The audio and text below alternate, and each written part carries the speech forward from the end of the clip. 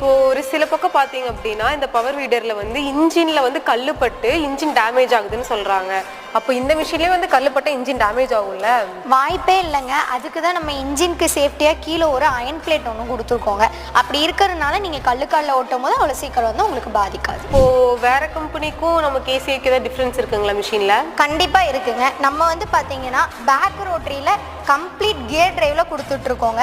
மற்றவங்க மாதிரி chain டிரைவோ belt டிரைவோ நம்ம கொடுக்கறது கிடையாது. ஏர் ஃபில்டர் எல்லாமே வந்து பார்த்தீங்கன்னா டர்போ ஏர் ஃபில்டரில் கொடுத்துட்ருக்கோங்க. இப்போ வந்து என் தோட்டத்தில் பார்த்தீங்கன்னா கரண்ட் வசதி இல்லைங்க. இப்போ நான் தோட்டத்துக்கு தண்ணி பாய்ச்சணும் இல்லை மருந்து அடிக்கணும் அப்படின்னா இந்த மிஷினுக்கு யூஸ் ஆகும். அந்த வேலைக்கெல்லாம் இந்த மிஷின் யூஸ் ஆகும் எனக்கு? கண்டிப்பாக யூஸ் பண்ணிக்கலாங்க. அதுக்கு தான் பின்னாடி நம்ம பிடிஓ சாஃப்ட் கொடுத்துருக்கோம். நீங்கள் வந்து தண்ணி பாய்ச்சறதுலேருந்து மருந்து அடிக்கிறதாகட்டும், இல்லை ஒரு இடத்துலேருந்து இன்னொரு இடத்துக்கு நீங்கள் ப்ராடக்ட் அதாவது ஏதாவது பொருளை டிஸ்ட்ரிபியூட் பண்ணுறதாகட்டும், அதுக்கு ட்ராலி அட்டாச்மெண்ட்டும் பண்ணிக்கலாம். அது மட்டும் கிடையாது, ஸ்பெஷாலிட்டியாக என்னென்னா உங்களுக்கு அறுவடை பண்ணுறதுக்கான ரீப்பர் கூட நீங்கள் இதில்